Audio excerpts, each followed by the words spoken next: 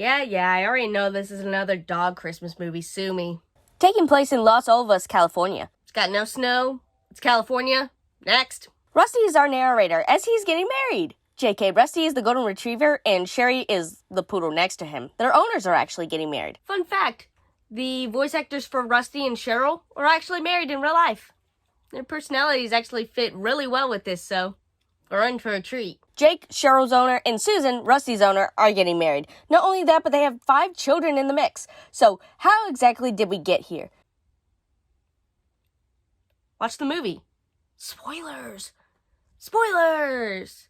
Also, what's this got to do with Christmas again? So, going back a bit, Susan is walking Rusty and talking to her boss about the museum that she's working at. As Rusty sees Cheryl, he rushes over and nearly hits Jake. The two apologize and talk for a bit. Susan just moved here and is working with her mom, and Jake is working at the winery. You know how that goes. Jake asks if she would like a tour of the winery since he works there, and she agrees. While Susan and her mom get to talking, Jake and one of his co-workers, Frank, talk as well. It was actually a very quick ask out on a date. Our dogs meet each other, and so we should date. That happens, right? I never have heard that to happen, but I guess this is happening. Big issue. Both never opened up about them having kids. Susan has 3, and Jake has 2 from a previous relationship. I mean, first date and only meeting for a few minutes. Perfect timing, unless they didn't say this, then it's both of y'all's fault. They go out on their date as Jake reveals he doesn't just work at the winery, he owns it. He inherited it after his parents passed, as well as Susan revealing that the reason she moved was because of the museum doing budget cuts on her curating job.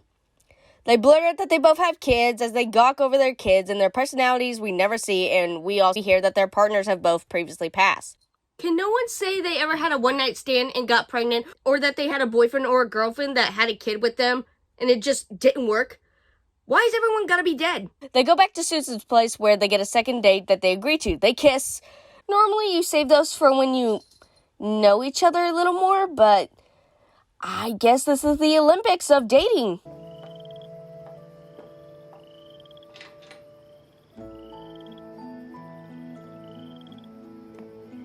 I think I just saw Mommy kissing a man on the front porch. He looked like he could be our new dad. Time to play a game of Home Alone. Fuck it, you ruined it. Everything's going well. The kids all meet one another and all is going great. What you playing a movie? Nothing goes smoothly like this. Yeah, exactly. What you playing a movie? Nothing goes this smoothly. Even Disney doesn't play it off as nothing ever goes wrong in these types of films. Something always bad happens. What are you scheming, movie?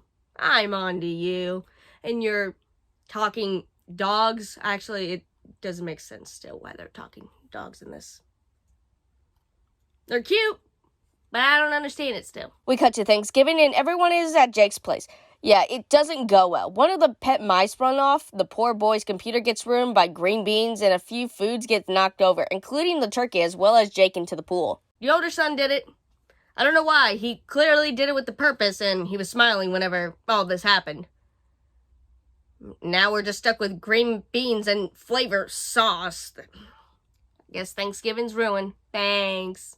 But as they say what they're thankful for, Jake pops the question of marriage and Susan says yes. I mean, 50 Shades, they dated for a week or something. Why not 3 months into this relationship?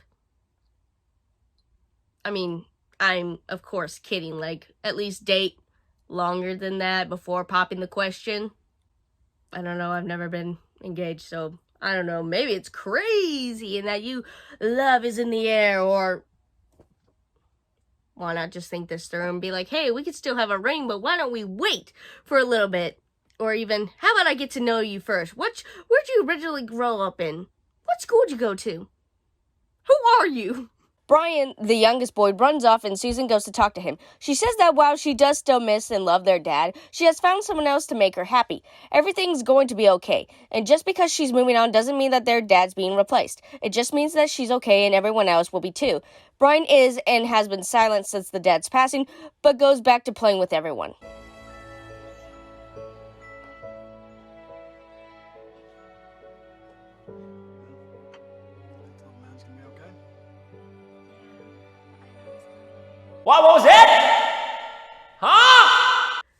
But hopping to the audio, it's fucked up until it just doesn't come back. For the music and the band people, it's all fine, so maybe I thought my DVD broke, or I got a fucked up copy, so I went hunting and had to use a streaming service. Thanks, Hallmark, for not having it on your damn platform. Like, really, you thought this movie would be on here, but no, apparently not. Like, really, I bought a DVD specifically so I didn't have to use a streaming service, and yet here I am having to use Tubi, which thankfully it was free, but like, really? Really? Susan asks Jake when the wedding should be, and he says Christmas. Yeah, no, my mom asked my sister 2 years for planning the venue that they want, the dress of her dreams. Only a month of planning ain't gonna do shit for food, venues, DJs, or even a place to have it since it's Christmas time and everyone wants to spend time with each other. Like, you guys didn't really think this through either, because I don't know if you know this, but a lot of weddings happen every day. So a lot of venues would be pretty booked up, especially when it's Christmas time and half of them are closed. Frank, like the rest of us, is shocked at how fast they're wanting to marry, and so are the kids and Susan's mom. Basically, too fast, take it slow. But regardless, the wedding planning commences. I'll give you a massage. This is a no. But I love you. I love you too. It was his only chance. He blew it. Susan takes Jake's daughter with her to an antique shop. Are you calling yourself antique, or are you saying that weddings are antique? Because we all know that's a fancy word for old, right? And I get, like, her mom has an antique shop and whatnot, but, like, I don't know if I would want to say my wedding is old. Old-fashioned, not old. She doesn't find a dress and gets a call from her old boss about a curating job in New York at a museum. The interview is tomorrow, as the coronation for their wedding is the same day. Oops. Well, I can't say oops because she lies and says she's going to go pick up the kids, in which I don't know why she lied. But I guess none of those matter because the coordinators are just weird. They decide that they're going to have the wedding planning themselves. And not only that, but churches and restaurants are closed or busy for the holidays. So I guess our next best thing is to go to this golf course, which causes this woman to nearly have an aneurysm because they brought their dogs. Yeah, why do we need to bring them anywhere? Are they that bad that if you leave the room for like 2 seconds that they start to destroy stuff? I get you want them in the wedding, but they don't have to be here for everything. Because it seems like every time you do, they cause some sort of destruction.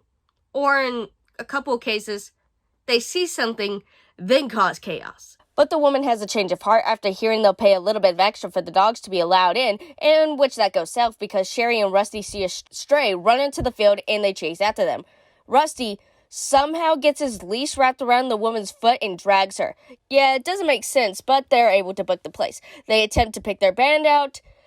It's going just as badly as the coronation does, and now it's time for the boys to get to know each other and their new stepdad. Didn't we already do this, like, some odd months ago? Oh, it's different now and the cake is involved. Okay, got it. Susan takes the kids inside, but Ryan doesn't want to go in. Also, bringing the dogs. In California weather, no, in general, a car where they have no windows rolled down. He basically tells them what the mom said, and he finally speaks, saying that his dad said the same thing to him, that he would never leave him. Hi, folks. How are you? How can I help you? Good, we're getting married. Congratulations. Is that a Webkin? The wheel of wow! Sir, you weren't around when they existed, but a Webkin.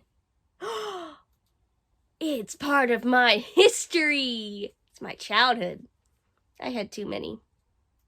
And now it's dead, sadly. Sorry, sidetrack. Yeah, the cake thing doesn't go well either because they can't figure out a flavor. But back with the doggos. Rusty manages to not only roll down the window, but open the door to find the delicious smell. They end up going into the back of the bakery as Rusty pulls the cake down and the two begin eating it.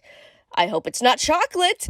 And this baker hears the splatter noise of the cake and freaks the fuck out. What was that? Oh gosh, that's so good. What was that? What is going on? What? How did you get in here? You get out of here!